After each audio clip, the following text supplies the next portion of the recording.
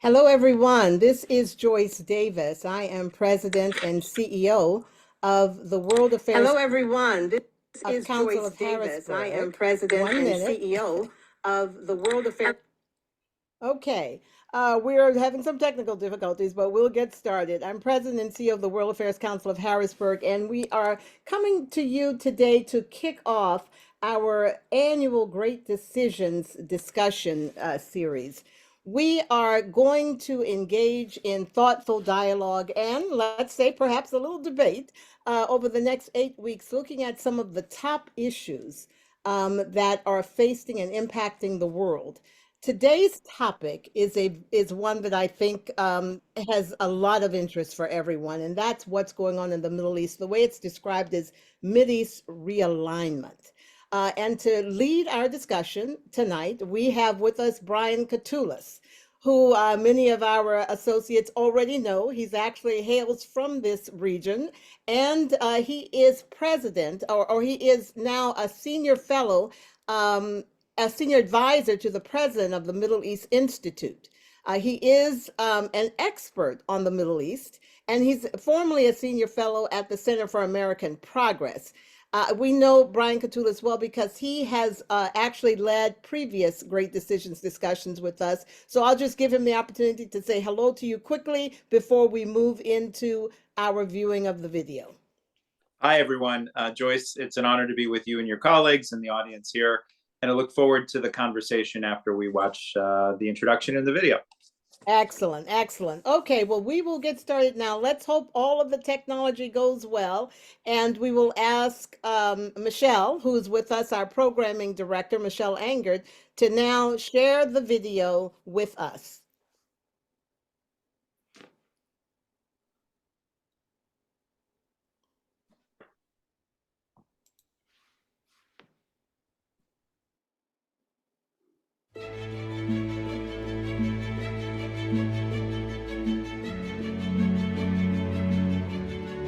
The United States stands at this time at the pinnacle of world power. It is a solemn moment for the American democracy. For with primacy in power is also joined an awe-inspiring accountability to the future.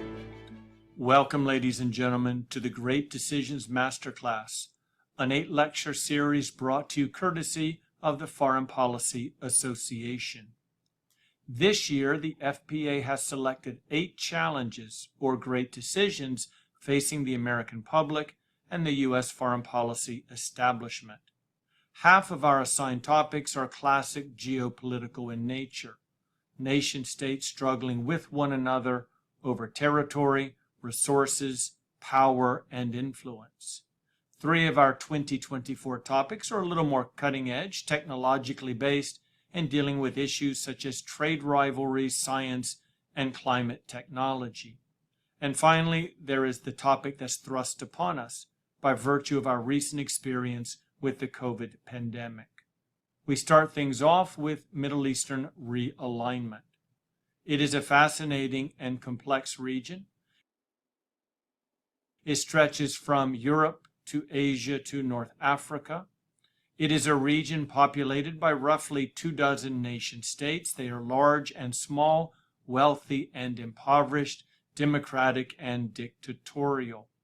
It is also a region that's seen its fair share of armed conflicts, either internal strife or war among neighbors. This is among the most war-prone regions of the world. Realignments in the Middle East is nothing new.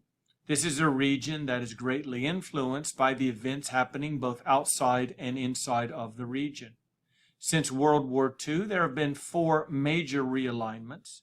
The first was the imposition of the Cold War. The military, geopolitical, ideological struggle between the United States and the Soviet Union impacted the countries of the region as they were forced to choose one side over the other. The rise of Israel as a major power in the region.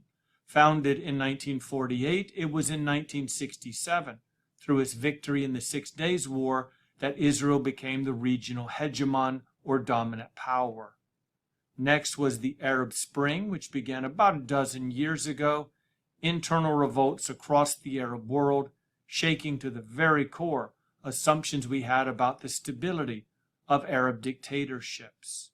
And then there's the rise of Iran, largely as a result of American invasions of Afghanistan and Iraq, as well as its pursuit of a nuclear weapons capability. We add to that the underlying trend line of the U.S. pivoting away from the Middle East and towards Asia, and we may be on the verge of yet another realignment in this critically important region. To consider fully Middle East realignment, we'll take into account three important developments before considering American foreign policy. The first is a review of what I call the death spiral states, a collection of 4 countries in the region that are trajected downward in significant fashion with no expectation of a rebound. Next, we look at the weakening states, and finally, the Big Four, the 4 most powerful and influential of Middle Eastern countries. Then we're ready to think about American foreign policy options. We start with the death spiral states. They are tiny Lebanon, which has been devastated by both internal and external influences. Next is Yemen, a country victimized as basically the area where 2 countries, Saudi Arabia and Iran, are fighting a proxy war, each arming, if not directly involved in a conflict that is devastating Yemen. Will probably not see it rebound moving forward. There's Libya, a 2011 invasion, took off the head of the country's government. It has been deeply fractured ever since. And finally, Iraq rounds out our death spiral states in the region. Invaded in 2003, the post-Saddam Hussein era has been one of great tumult, conflict, and outside intervention. In many ways, these 4 death spiral states were done in by outside forces. Take Lebanon, for example.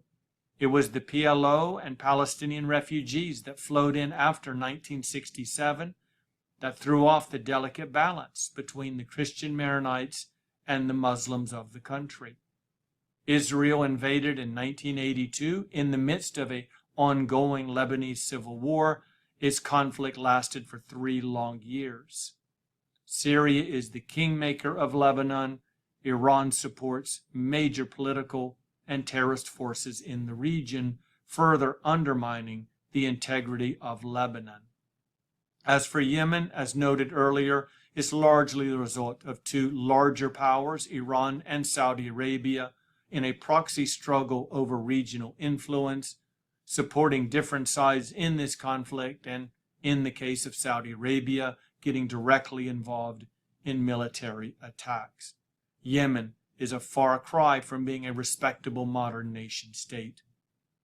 With Libya and Iraq, the common denominator is pretty obvious. It is the United States. We decided to invade these 2 countries in part because they were governed by a brutal dictator, not realizing at the time that those brutal dictators kept the lid on a lot of chaos in each of those countries. They suppressed dissent and any challengers, including non-state actors like terrorist organizations, and they kept the country stable, albeit in a brutal and inhumane fashion. By removing Muammar Gaddafi and Saddam Hussein, we effectively took the lid off. Deep fractures began to emerge, sectarian violence, terrorist organizations moved in, and in each case you have armed forces controlling portions of the country and no one really speaking for the populations as a whole. Conflict is endemic in both of these, and it's not unusual for that conflict to spread to neighboring countries. Here we can see the 4 death spiral states, and the implications are that this opens the door especially for terrorist organizations and insurgents to find a home from which they can launch their attacks elsewhere. Next, we look at the weakened states. They're not nearly in the grave, that would be the first category, but their stock is clearly down. The first would be Syria, which fell into a civil war more than a decade ago. conflict endemic throughout the country, Turkish interventions, Islamic State forces arriving, all of that undermining the sanctity of the country. In many ways, Syria is a victim of the death spiral status of Iraq, because when that government collapsed, it left a power vacuum that was filled by the Islamic State, which very quickly spread into Syria, whose government was also under threat by civil war. There is Afghanistan, which of course today is controlled by the Taliban in the aftermath of the disastrous American exit, but this isn't the same Afghanistan. And in many ways, that's the problem for the Taliban. It is the same Taliban, it's a very different Afghanistan. 2 decades of international investment and presence has fundamentally changed the country, and there really isn't any way for the Taliban to figure out how to run a much larger, more complicated government and society. It is profoundly weak and ineffective as a result. And then we have tiny Tunisia, where the Arab Spring started in December of 2010, continues to feel convulsions from the loss of its leader and the instability that has resulted. These are countries that are incredibly weak in the region. We add to that the death spiral states, and as you can see, pretty much across the Middle Eastern landscape, there are countries either in grave trouble or on their way to that status. Now we turn our attention to the major powers of the Middle East, and looking at this map geographically, it's pretty easy to identify the first 3. They are Turkey, Iran, and Saudi Arabia. Large geographic masses, substantial populations, impressive militaries, at least compared to other nations in the region, and countries that would like to have a lot of influence. The fourth big 4 would be the small state of Israel, which since 1967 has been the most dominant military country in the Middle East. The question is, how do these countries go about aligning themselves?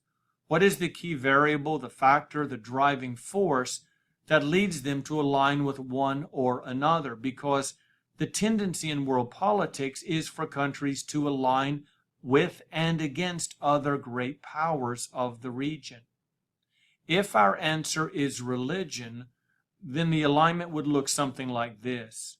3 Muslim nations, 1 Jewish nation, 3 against 1, and Israel finds itself in a great deal of trouble.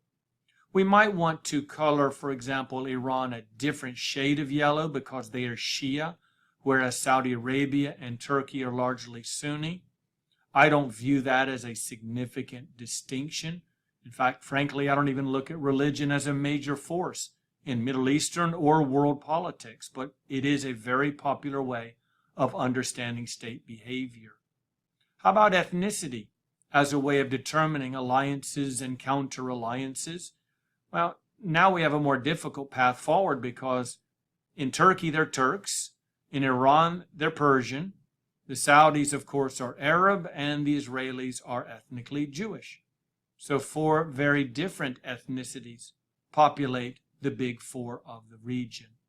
Looking back over history, the alliances have defied religion and most other basic ways of understanding alliance building, with the exception of power. Early on, it was Iran, Turkey, and Israel aligned together. This was the case during the 1950s and 60s, well into the 1970s. These countries aligned despite their differences of ethnicity and religion. They did have, of course, a common variable, a close tie to the United States. Then the Iranian Revolution occurred in the late 1970s. It became an enemy of the United States, an enemy of the West, and an enemy, of course, of Israel. That shook up the alliance system of the region. Turkey, over the course of the last generation, has gravitated away from the West, towards the East, away from secularism, and also away from Israel. These 2 countries do not have the warm, embracing relationship they enjoyed for most all of the Cold War era. So suddenly we have a fracturing of the alliances among the major powers. Today, it is Turkey that is aligning with Saudi Arabia against Iran.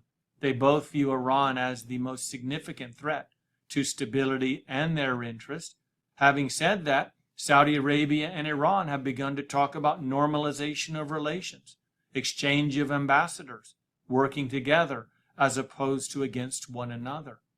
And what that leaves us moving forward is an Israel that is somewhat isolated in the region. The Trump administration successfully pursued the Abraham Accords, bringing a number of modest-sized Arab countries to recognize the state of Israel. The hopes were that next might be Saudi Arabia. Right now, it doesn't look like that is in the offing, which leaves Israel in a very precarious position. What it needs, and has always needed, is a very strong, supportive, strategic ally. What exactly would such an ally look like for the state of Israel? First of all, it would be from outside the region. Much better to find a European or North American principal ally than one inside the Middle East. It should be a great power, an influential country with great capabilities that is incredibly generous with its resources, willing to provide Israel with military capability, technologies, and hardware, as well as economic assistance as needed. And ideally, that outside ally would have very few demands on the state of Israel, largely let it make internal and regional decisions without a lot of influence from that major power ally. From the end of World War II, the establishment of the State of Israel, until about 1967, that perfect ally was France. It was the primary supporter of Israel. French attitudes changed. After the Lightning War of 1967, France was replaced by the United States. One of the questions that has to be addressed when looking at the Middle East in general, with Israel in particular, is what exactly happens when the Israelis need to move on to a new external perfect ally. If it's no longer the United States, exactly who can fill that role? And because there is not an obvious answer, the Israelis really should tend to this relationship with great care.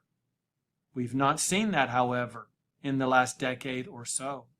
An amazingly cold, almost bitter relationship between Mr. Obama and Bibi Netanyahu of Israel, despite the fact that Mr. Obama signed a 10-year pledge for the largest military package to Israel in bilateral history. That relationship was incredibly frosty.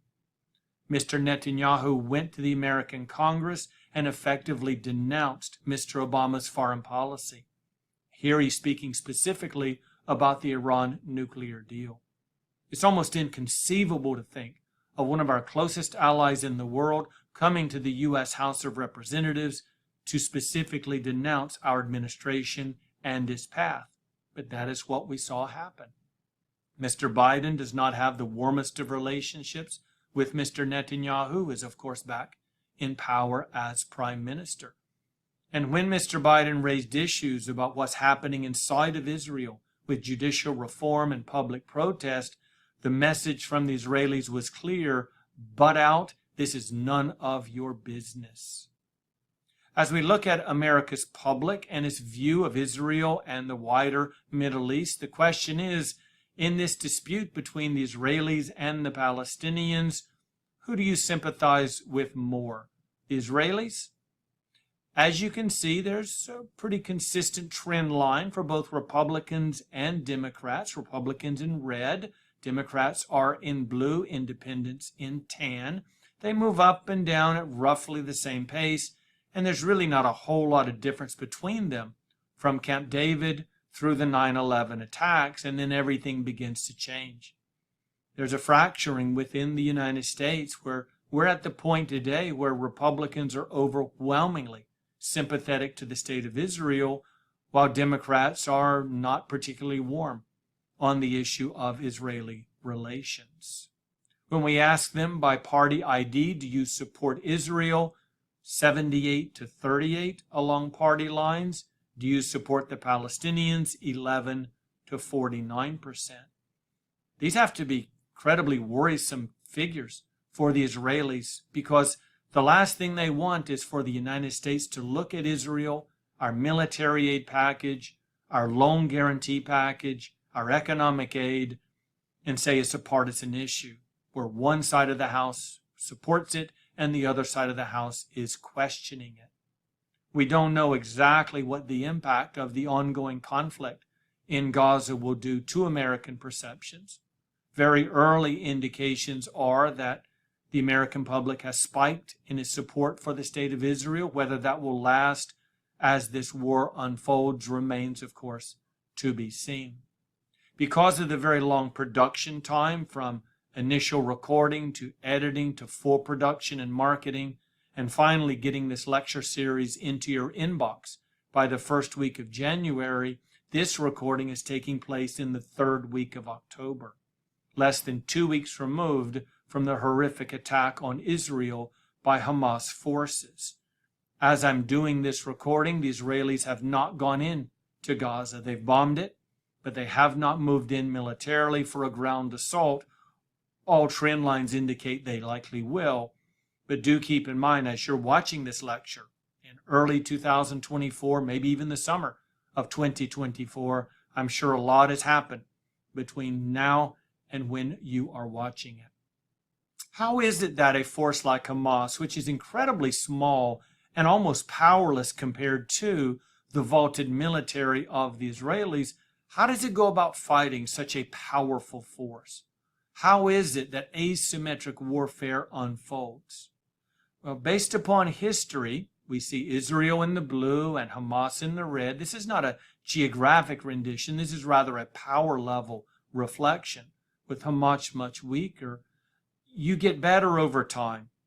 When you fight the same opponent over and over, especially if that opponent is a professional military that does things by the books, is incredibly predictable in its behavior, you learn very quickly how to counter it. The Vietnamese got better, not worse, in fighting against us. The Mujahideen improved, not declined, in their long war with the Soviet Union. The Palestinians across the various intifadas or civil uprisings, they became much more effective, unfortunately, as they fought the Israelis longer, and the same can be said for Hamas. It has been at war with Israel on multiple occasions since 2006 and the Israeli departure. It is getting better, unfortunately, at finding Israeli weaknesses, predicting Israeli responses, and targeting Israeli assets. Even still, Hamas is far too small to defeat the impressive Israeli Defense Force. So next, we're looking at a fracturing of the powerful state's attention. And that begins with an assault, as we saw just a few weeks ago, the horrific massacre by Hamas terrorists against Israelis. That attack led to an Israeli air assault, and again, at this point in the lecture recording, an amassing of Israeli forces on the edge of Gaza, likely to move in the not-too-distant future. But even that is not enough, because what Hamas needs is for other actors to pull the Israelis in different directions. A second front to the north, initiated by Hezbollah, would draw Israeli forces. It would require them to divide their energy, their attention, and their war planning to not one but two fronts in the conflict against Hamas. And then finally, a third front could be unleashed in the West Bank or in Israel proper, should Palestinians decide to revolt, to cause trouble, and to draw even more Israeli resources towards them. Having considered how Hamas might be thinking about this war, what about the Israelis? Very early on, the Israelis, of course, did have one goal in mind in its conflict in Gaza, and that is to kill Hamas, to pull it out by the roots, to track it down, military and political leadership, and eliminate it. That in and of itself does not qualify as a war strategy. That's a tactic. That's effectively mowing the grass. And we know what happens when the grass gets mowed. We saw it mowed in Gaza in 2008, 2012, 2014, and we're probably seeing it here in 2023 and well into the next calendar year. If you only mow the grass, it's going to grow back. So killing Hamas today does not eliminate it as a threat in the future. There has to be something else. What do the Israelis have in mind? Does it plan to return and permanently reoccupy Gaza? Or could this be the beginning of a new peace process? If there's one thing we know about the Middle East is that peace oftentimes leads to war, and war oftentimes leads to peace. Maybe this will prompt both sides to sit down and sort things out to avoid radical forces from re-emerging in Gaza once this war is over. Because Gaza finds itself in this incredibly violent cycle. You have on the one hand the most deplorable living conditions and standards found almost anywhere in the world in Gaza. And that living condition gives rise to support to radical forces, voices that make promises to change things fundamentally, even through the use of violence. The result of the cycle is always conflict with the state of Israel. And we've seen this cycle run through a number of different iterations over the past 15 years. And without question, if that deplorable living standard is left unaddressed, maybe it won't be Hamas, but some other radical voice will be heard by the Palestinians. They'll gravitate towards it, and before you know it, we'll have yet another war between Israel and the Gazans. The game plan maybe is a peace process. That, of course, depends on the United States. Foreign policy directions for the region. 3 issue-focused options are before us. It could be Israeli-centric, focusing almost exclusively on Israel, its interest, and its needs. That would be the Donald Trump administration approach. The Israelis could do no wrong. We supported every move they made, and we did everything possible to bring Arab states to the point of recognizing them, recognize the capital of Israel as Jerusalem, and even endorsed an Israeli control over areas like the Golan Heights and the West Bank. We could focus on not a nation state, but the nefarious non-state actors, the terrorist organizations, Hezbollah, Hamas, Islamic Jihad, Islamic State, Al-Qaeda on the Arabian Peninsula, among so many others. That would be the George W. Bush foreign policy. Or we could take a more balanced approach by saying we're no longer aligning with or against any particular nation states. We're going to be the honest broker. We're going to promote some degree of a cold peace among you. We don't expect you to like each other, but we do expect you to respect each other and not go to war and cause instability in the region. That would be the traditional American approach, since we really got involved in the Middle East beginning around 1967 and up until we switched over to a more neoconservative global war on terrorism. There are your 3 directions. It's up to you to decide which is best for the United States. Until next time, thank you for attending this lecture. Please visit fpa.org to purchase the Great Decisions Handbook and to see all the educational materials at your disposal. Until next time, stay engaged and make great decisions.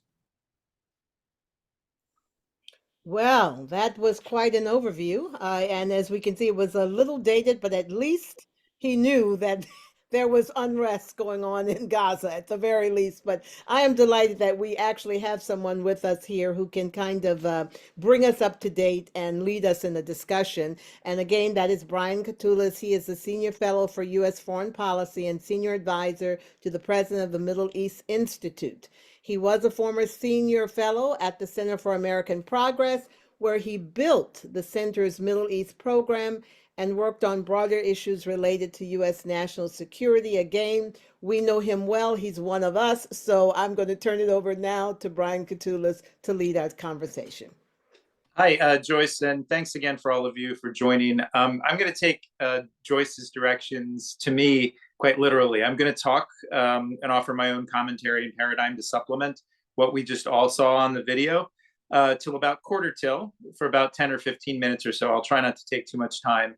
And we'll make this more of a conversation because I'm really interested to hear what you have to say. What I'll try to do is pick up where I think this video left off. I'll hold off on what I thought was strong about the presentation, and then I had some other opinions on the different paradigms and things like this, as we often do. I've lived and worked in the Middle East for more than 30 years. If you don't know the Middle East Institute, we're the oldest US-based institution focused on the Middle East. So we offer policy analysis. We also offer programs on arts and culture. And if you want to learn Arabic, Hebrew, Persian, or Turkish, you can check us out online. Most of our classes in those languages are online at mei.edu. The other thing about my work and what I do is I spend a good bit of time in the region. Since October 7th, I visited the Middle East about 4 or 5 times. I'd have to check and see. Some of these trips are quite combined. I spent about a third to half of my time either interviewing people or spending time at conferences in the region and trying to understand.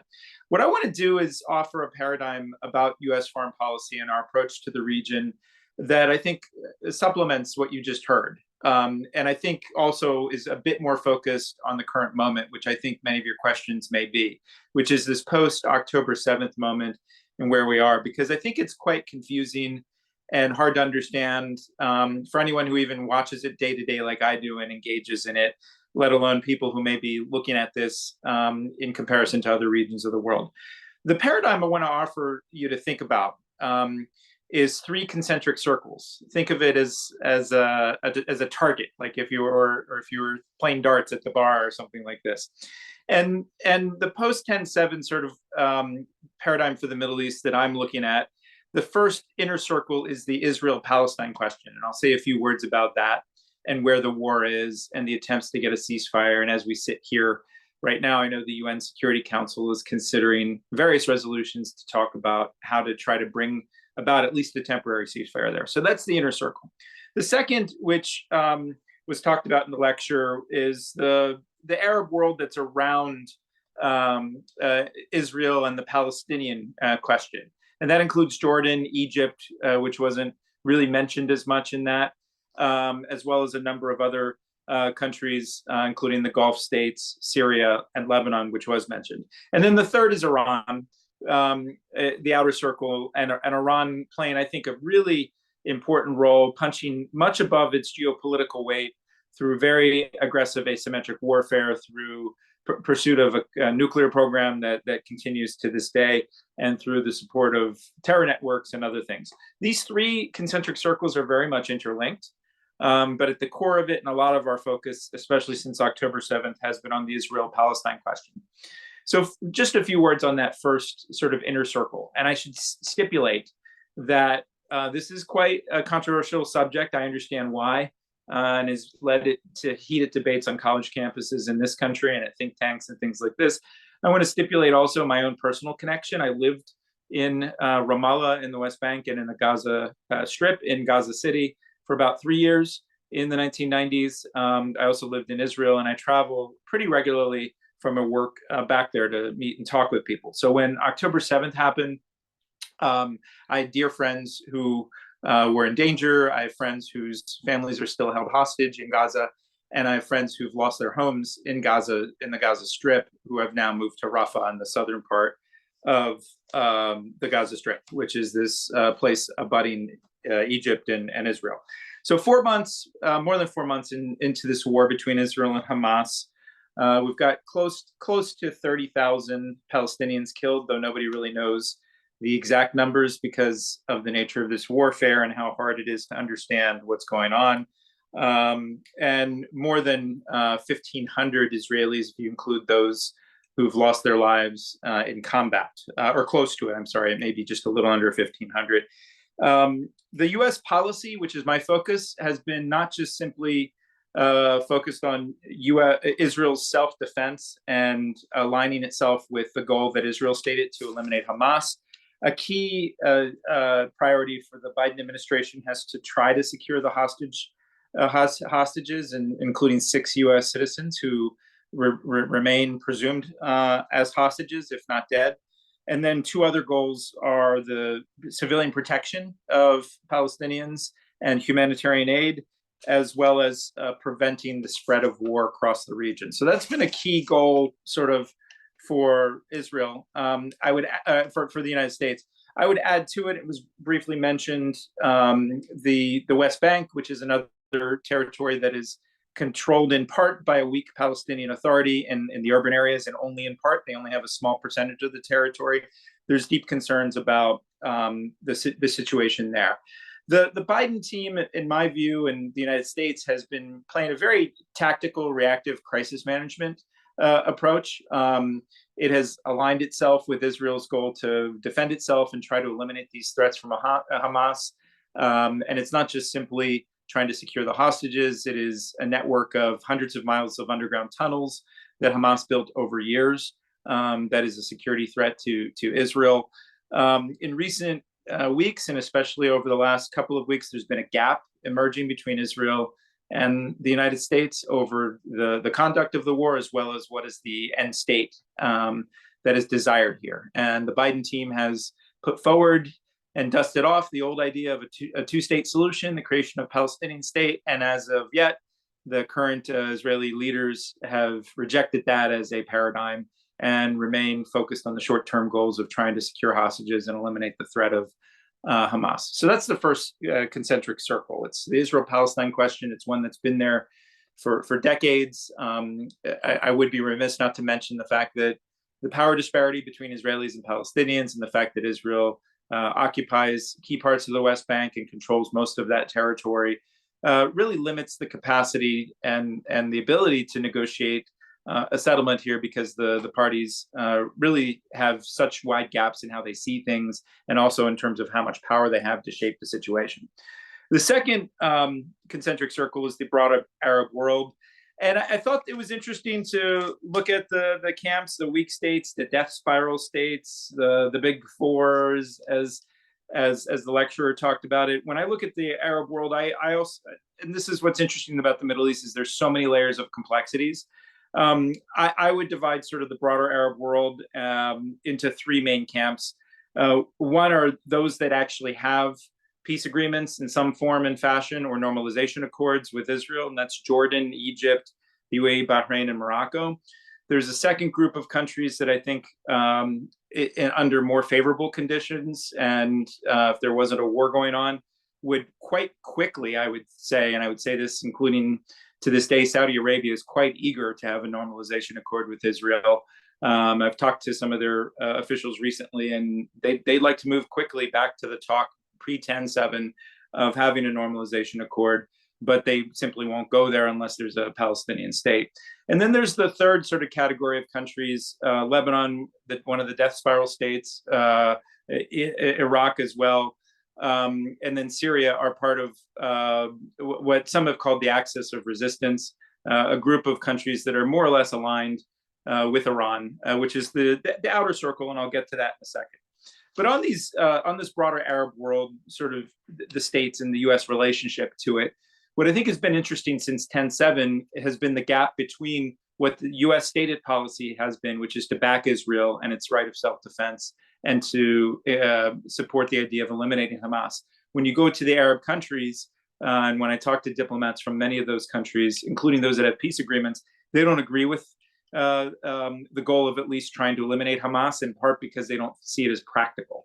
They don't, not because they love Hamas, and many of them are against political Islamist movements like Hamas and oppose terrorist groups like Hamas, but they just don't see it as something that will be reasonably achieved in a period of time. So they've called for ceasefire almost from the get-go. And we could talk about a ceasefire and how difficult it actually is to try to get to a ceasefire. There was a temporary ceasefire at the end of November for about a week that led to the release of about 100 hostages from Israel and other nations. There's still another 100 plus, though the numbers are really unclear because it's not clear who's still alive and still who's dead. But there's been a protracted negotiation essentially since early December, when that ceasefire ended with Hamas firing rockets into Israel, and an ongoing discussion mediated mostly by Qatar and Egypt, but the US is deeply involved in those discussions to try to secure anywhere from a 6 to 8 week temporary ceasefire in exchange for the release of the women and elderly, and including children. I need to say that there are infants and babies who, if they're still alive, are still being held by hostage by Hamas. So that broader Arab world, I think, is going to be key in any sort of idea whether it's a two-state solution or something else. What happens after this war is over in Gaza? US taxpayers quite likely aren't going to be the ones paying for the reconstruction, and Israel has said it won't either. So many of the countries like Saudi Arabia, the UAE, Qatar, I think, will be expected to be the ATMs for funding that reconstruction, and also offer the diplomatic, political paradigm and support for creating whatever Palestinian entity is there. So I think that's a pivotal center of gravity that the US still needs to engage in its policy. And lastly, and I'll close sort of in the last few minutes in these opening remarks on Iran, and a few remarks on Iran. I was saying to Joyce at the outset, and you may have noticed sort of the United States in the last few weeks increasing its military presence as well as its strikes in many parts of the region. So the last, I would say, 4 months has been what I've called Joe Biden's Michael Corleone moment, if you remember from The Godfather 3, the infamous quote when mob boss thought he was out of the mafia business, and he said, "Just when I thought I was out, they pulled me back in." And it's a similar sort of attitude, I think, the U.S. and President Biden has had about the Middle East. President Biden entered his office in 2021, and his foreign policy priorities were first and foremost at home. And he wasn't thinking much about foreign policy because we were still in the pandemic and the economic recovery. So there was, but then his other priorities were China and the competition with China, as well as what emerged with Russia and Ukraine, which we can talk about, and climate change. But the Middle East has pulled us back in, and Iran is a key part of it, the networks that they've developed over decades in places like Yemen, in Lebanon, in Syria, and Iraq. And as we saw a couple of weeks ago, 3 soldiers in Jordan, US soldiers, were killed in an attack. It was about the 170th attack on a US troop presence in that part of the world from drones that are operated and built with support from Iran and operated by militias scattered throughout Iraq and Syria. One of the biggest groups that is a strategic threat, and I said to Joyce right before we came on, there was news that the Houthis in Yemen, which is a group that has seized power by force in 2015, 2016 in Yemen, has backing from Iran. It looks like they've sunk another commercial ship, or a commercial ship in the Red Sea. It's taking on water. So the US for the last few weeks, along with Britain and a broader coalition that includes Bahrain, nominally, and then other quiet partners in the region, to try to resecure the Red Sea as a shipping lane. All of this points back to, and a lot of people like to deny it, but a lot of this points back to Tehran and the excess of resistance it's built for itself across the region. And Iran, I think it represents, and that's what I think was interesting and notable from the opening presentation and the video. When you talk to US policymakers and senior military and intelligence officials, when you ask them what is the number one strategic challenge and threat in the region, they all point to Iran.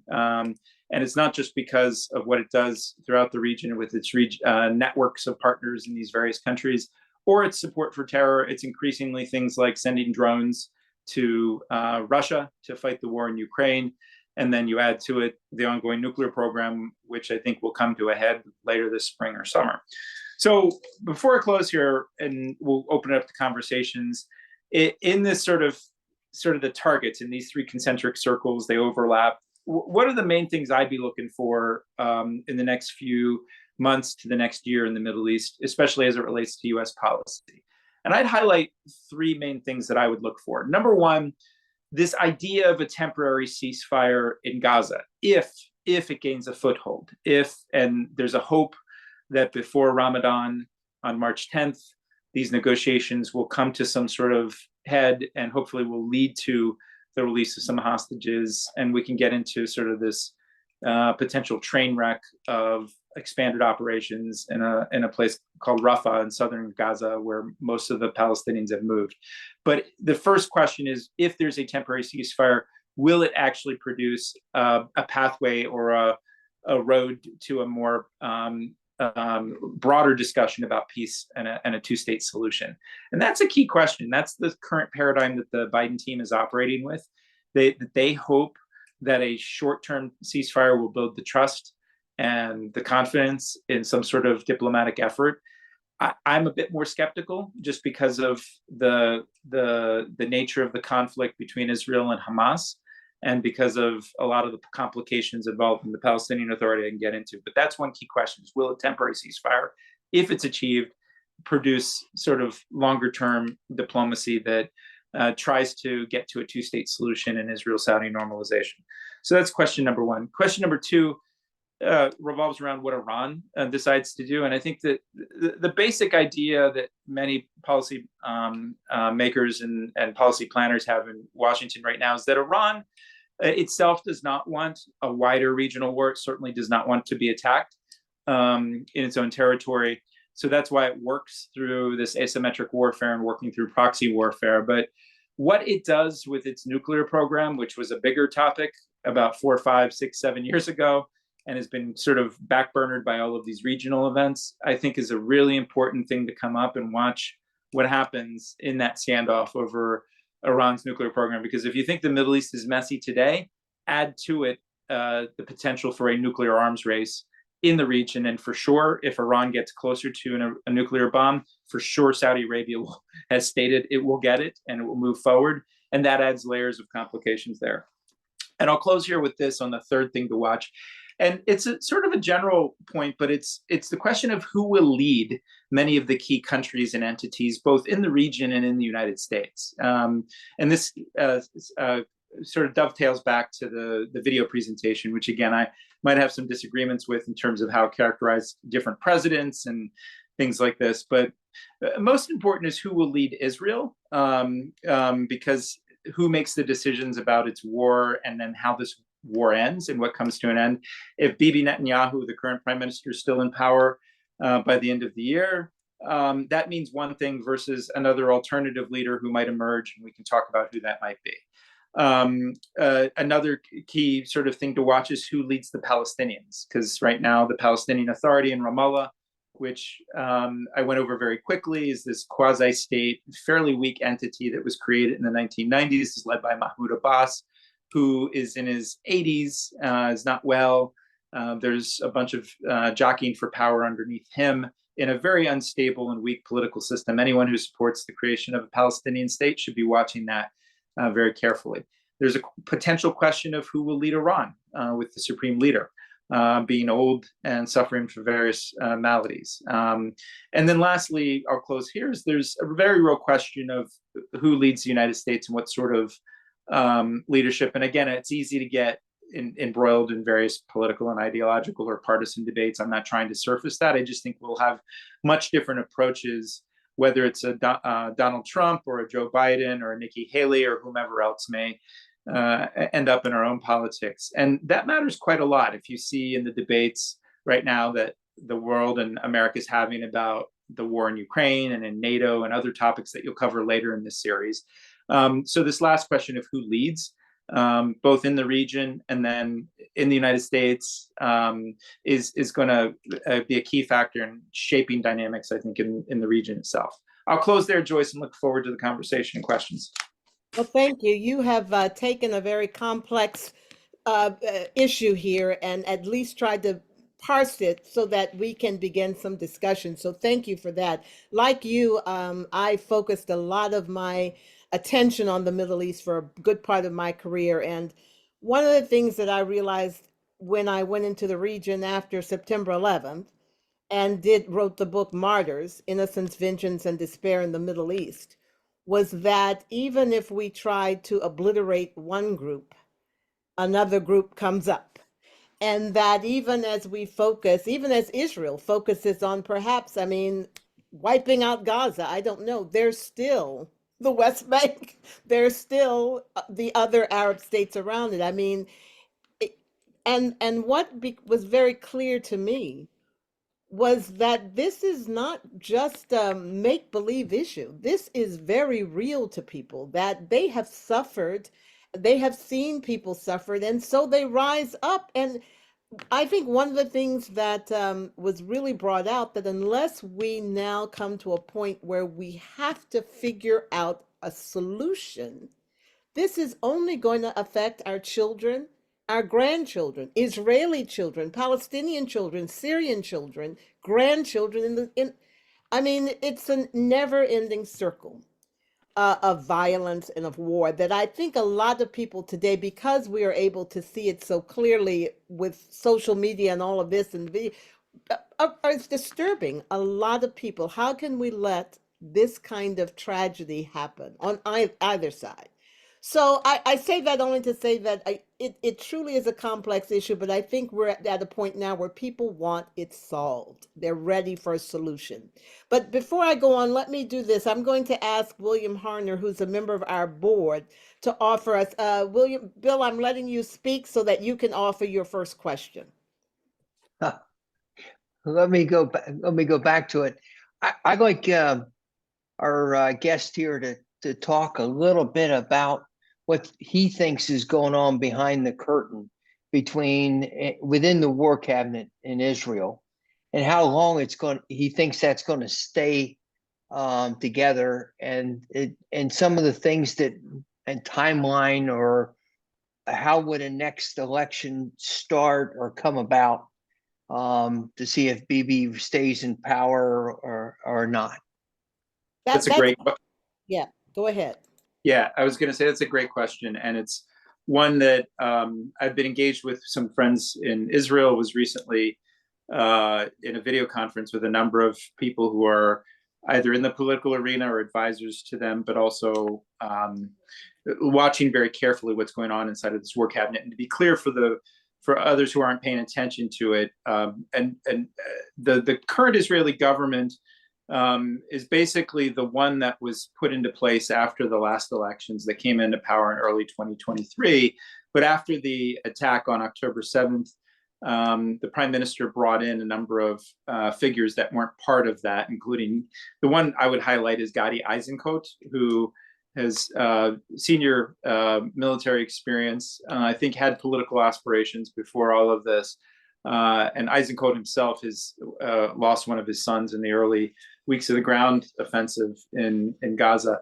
He's a key figure to watch, and you may have seen some of the reporting on this in the differences of views of whether it's more important to prioritize eliminating Hamas or bringing the hostages home, just to put it simplistically. And Eisenkot believes that it's important to try to be responsive to the families of the hostages who have become much more animated. I just saw, and much more organized. I just saw a number of family members of hostages here in Washington, D.C. last Thursday when they were visiting Congress, and it was part of an event up there. So there's a very there's a split over the war in Gaza, and whether there should be some sort of deal cut. And this is, I could get into it for quite some time. Very complicated negotiations about what Hamas wants to see in a temporary ceasefire. They'd like to see a longer term ceasefire in their expectations, and what the different factions inside of the Israeli war cabinet would prioritize. I think it's difficult to predict right now. If I read sort of the recent tea leaves, and you can do this almost every day, Benny Gantz, who's part of the war cabinet and was a political rival of Netanyahu, backing his goal of continuing the war and trying to prosecute this. And then more recently, in the last 24 hours, there's been an ultimatum issued noting March 10th as the time when Hamas should respond more seriously in the view of Israel to the ceasefire negotiations that are on the table right now. So that's one point of contention. Another point of contention, which has been there since October 7th, has been this question, which I didn't really talk about that much, but division within the Israeli war cabinet as well as the security establishment of how much should be done about the threat posed by Hezbollah in Lebanon. Early on in the first few days, and this has been out there in the press, in the first few days of the war in October, there was a very real threat and action plan by Israel to do a massive preemptive strike against Hezbollah in Lebanon. The theory being that this would actually prevent them from being distracted on two different fronts. The Biden administration and others discouraged Israel from doing that, and there was a debate inside of that inner war cabinet as more people were coming in, and there's constantly sort of inside the Israeli government shifting coalitions about where people stand. To your last question, and who might sort of, when elections might take place, and who might sort of emerge. You didn't ask who might emerge, but look, Israel before 10/7, as we all know from the press, was deeply divided in protests, weekly protests over Netanyahu's attempts to change key aspects of how the government was structured and how Israel was ruled. And people, many of my friends felt that it was essential to protest because they were trying to preserve their democracy. And some of the debates Israel was having before 10/7 sound similar to some of the things we've heard here in America as well. The internal threats to democracy, some people perceive, and how they see this. So a number of leaders, some of them traditional, have emerged in that sort of pre-10/7 debate. And then after that, new voices have emerged as well. I think the safest guess is that if Israel has elections sometime this year, the soonest it could be is late summer, early fall. And it really depends on a number of different factors, given that Israel has a parliamentary system. They have different rules now of how to collapse the government. But one thing I think seems fairly certain is that Prime Minister Netanyahu, in the eyes of most Israelis, is probably at his lowest standing in public approval since his time in office, and he's basically been in power multiple times since the 1990s, I believe, was his first time, and in the late 1990s in the Clinton administration. So this is his lowest standing with the Israeli public, in part because of how they perceive his government's lack of readiness for October 7th. Some have drawn a comparison between that and Golda Meir in 1973 and how her political career was ended by the perceptions about Israel's insecurity then. You add to it all those other factors, corruption cases against Netanyahu in the courts, as well as perceptions amongst Israelis about how he handled his own democracy. Here's what I'd say is that I think Israel, two things. One, it's going through sort of an extended trauma because of the attacks on 10/7, but then ongoing sort of regular, deployments of people at a wartime, economic pain because of the drop and decline in the economy since October 7th inside. And then I would add to it, there's any number of political talents that have arisen. So there's a high degree of unpredictability in Israel's system right now. Some of the faces that have been around, like Benny Gantz and Yair Lapid, people raise their names up. These new faces like Gadi Eisenkot could emerge, or there could be others who were amongst the protesters that were fighting for democracy pre-10/7 that could emerge as well. So we're in this period of uncertainty about the conflict in Gaza, but also about Israeli politics as well. And I think it's anyone's guess how quickly the next elections will be. But I think the presumption is that it would be very, very difficult for Netanyahu when there are elections to hold on to power, just because of how damaged he's been by the events of October 7th and the aftermath.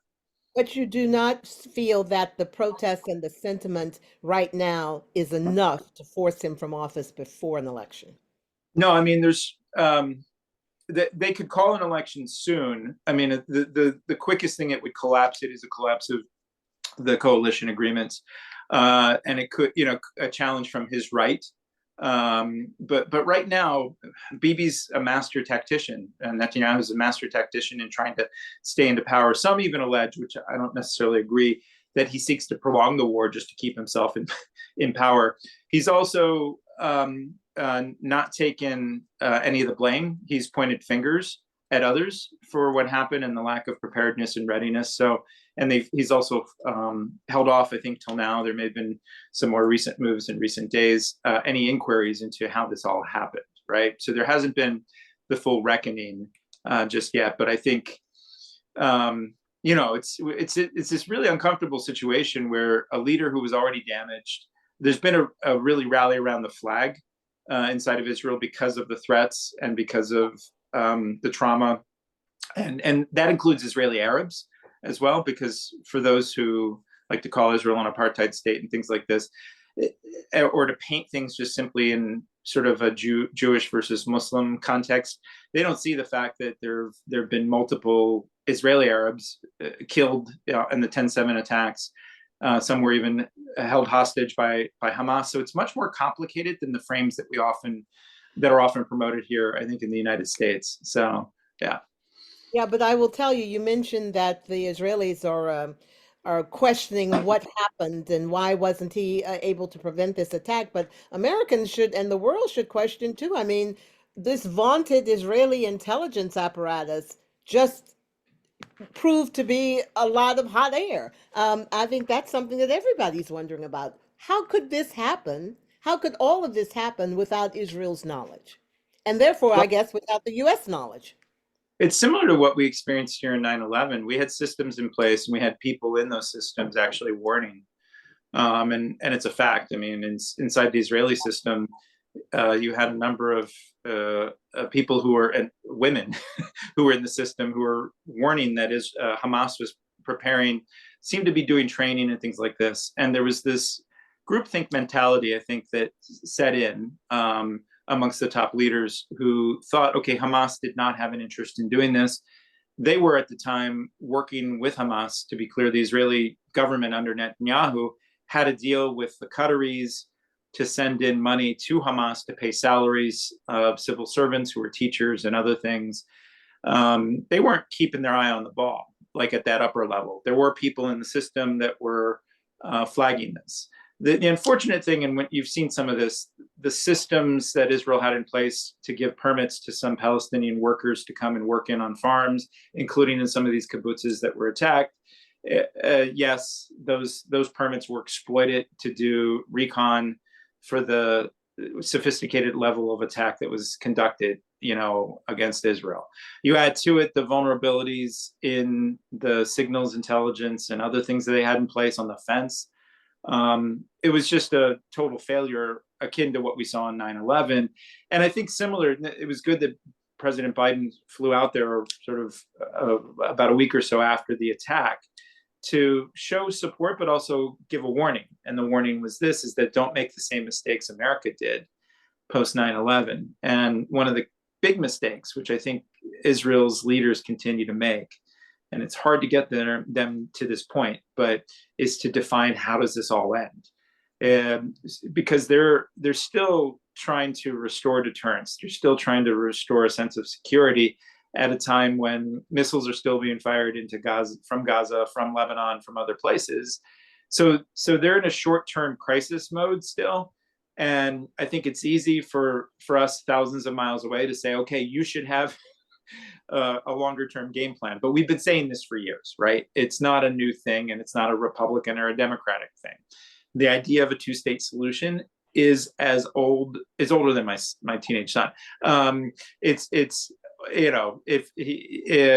been around for a long time. So this is part of Israel's own national challenge of its own identity. Does it want to remain a Jewish democratic state, or does it want to slip into something else? And the fear that many have, including Israel, is that the current trajectory they are in Gaza will put them on a path towards a longer term occupation that will then further isolate Israel in the region and cut off opportunities for additional normalization and peace accords. So, well, and unfortunately, it's not only isolating Israel in the region, but look at what's happening to Israel standing around the world. That is with the resolutions that are being debated in the United Nations. I mean, this is not necessarily strengthening its position with many states. So let me do this. Jennifer, you had a question you wanted to ask, and so I've just unmuted you so that you can ask your own question. Hi, I appreciate you taking the time to speak about this. It's so important to me. But I was wondering about the International Court of Justice and what role they might play or any influence that they might have in the whole situation. So to be clear about this, there's been a case brought by South Africa against Israel. And there have been attempts, I think, to try to get to a ceasefire through these international legal mechanisms. what we've seen so far, and it's still ongoing, but there was an earlier ruling a few weeks ago that essentially told Israel's leaders that they should take active steps to avoid committing genocide and to actually then actively prosecute those voices who seem to be promoting or calling for genocide, which we've seen some ugly statements coming from people, some figures in this current Israeli government. But what they did not say is stop the fighting right now. And part of the challenge is even if they did say that, they don't have the capacity to implement rulings. They could shape the actions and behaviors of other countries in terms of how they deal with Israel, especially and including arms sales. A ruling sort of in that direction could impact the situation. I think these things are important, but a bit of a sideshow to the task of actually trying to get to a long-term sustainable ceasefire that keeps Palestinians safe and Israelis safe. I think they're important statements, and I think they have some limited potential to shape sort of the policies of countries like the United States and Europe, but quite limited. And I think much more central are these efforts to try to get the main parties to the conflict, Israel and Hamas in this case, in Gaza, to get to some sort of at least short-term ceasefire that changes the calculus of those actors that are in that fight, right? And part of the challenge we have with a lot of these actions in international legal systems is that it's hard to implement sort of costs and to shape direction. And in some ways, if you look at how Israel reacted to this case, it took it seriously, but it didn't seem to open up the pathway for diplomatic settlement, right? It sort of was more defensive and felt a bit cornered. And again, I'm not criticizing it as a tactic in and of itself. I just don't think it'll yield the sort of benefit that makes Palestinians and Israelis secure in the way that direct diplomacy between the main combatants might, right?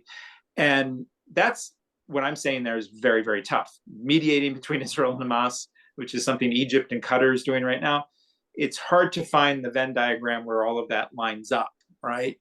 But I think it's more likely to produce tangible results like saving Palestinian lives, getting the release of some Israeli hostages, building more of a framework. I would focus less on the international legal mechanisms if I were advising the Biden administration and focus more on what they can do to get those parties in the region, not just Israel and Hamas, but all the others that are playing mediators, to create a new framework to produce this two-state solution that they want. Because I think defining that end state is going to be much more important than attempts to sort of brand Israel as a genocidal force that's trying to kill Palestinians, which I think is a highly debatable proposition. And well, thank you. But Jennifer, thanks also for asking about my book. I think I wrote it in the chat, Martyrs, Innocence, Vengeance, and Despair in the Middle East. And it really looked at, what is the motivation behind what we see as terrorism from groups like Hamas and Islamic Jihad. And so I went into these areas, refugee camps, and actually spoke to the people who were blowing themselves up at the time, trying to get past Israelis' lines and blow themselves up. They were suicide bombers at the time. That was the tactic then. And so the tactic now is what we've seen on October 7th. But let me do this. Let me ask Richard Slade. I'm going to allow you to ask your question, Mr. Slade. Yes, hello. The two-state solution has been bandied about for decades. Currently, the Palestinian lands are more fragmented than they've ever been. How could a two-state solution work now better than it has over the decades and decades that it's been promulgated? Yeah, Mr. Slade, that's a great question. And it's right now, especially while there's a live conflict between Israel and Hamas, it seems quite almost farcical and distant to propose it once again. The only reason why I think it's got a slightly better chance There are two reasons I would say. A slightly better chance these days, and I would highlight not in 2024. I think we're talking about a years-long proposition, and we're also talking about something that doesn't look like most modern nation states we see today. It's something more like autonomy plus or state minus, just because of the fragmented nature of the territory that the Palestinian Authority controls.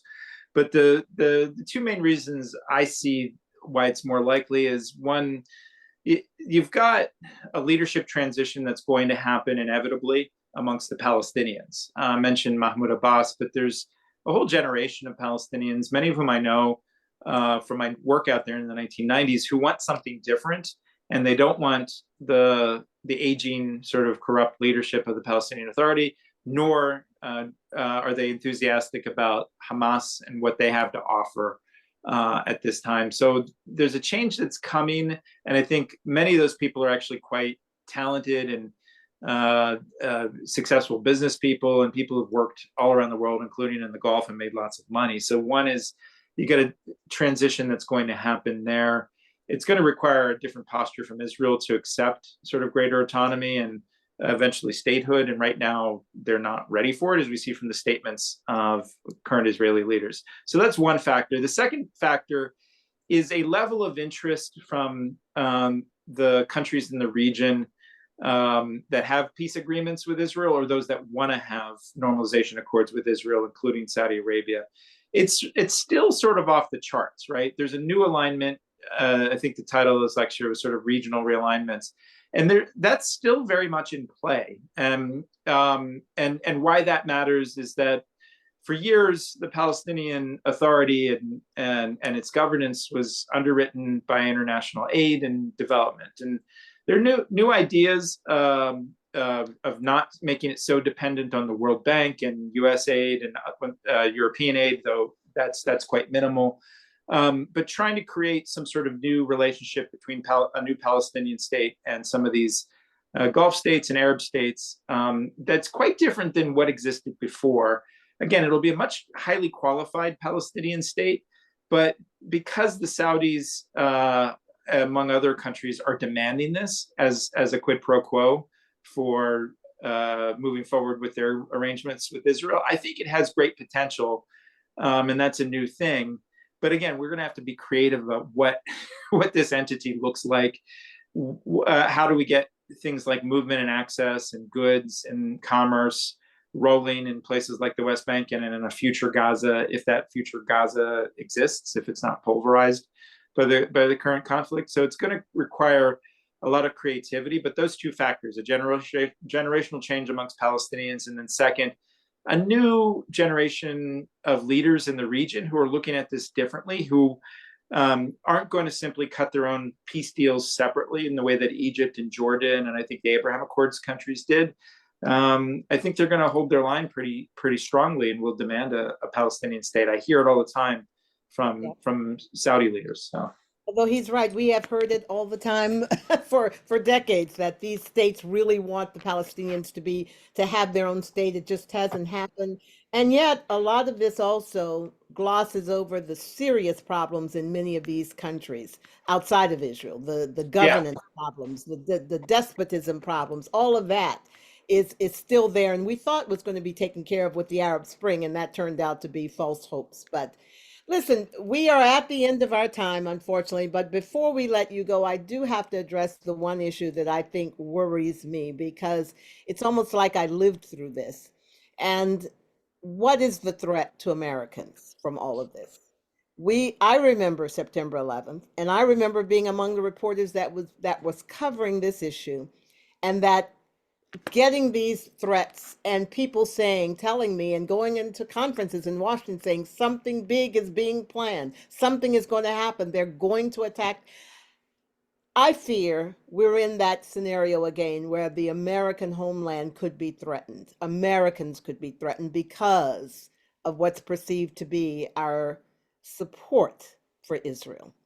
Not that that's not our policy, it is, but how the world and how this region sees it, does it leave us more vulnerable? Of course it does. Anytime there's a conflict like this that the images of children and people dying, it just raises all sorts of emotions. And I do think that there's a threat there, Joyce. There always is. I don't think we should be complacent, but as I think we learned from the experience with ISIS from 2014 to 2018, 2019, we have pretty good systems in place to actually keep Americans physically safe from a lot of these threats. And in many ways, some of our security agencies have argued that the threats of internal domestic extremism have grown quite substantially. So I wouldn't be complacent.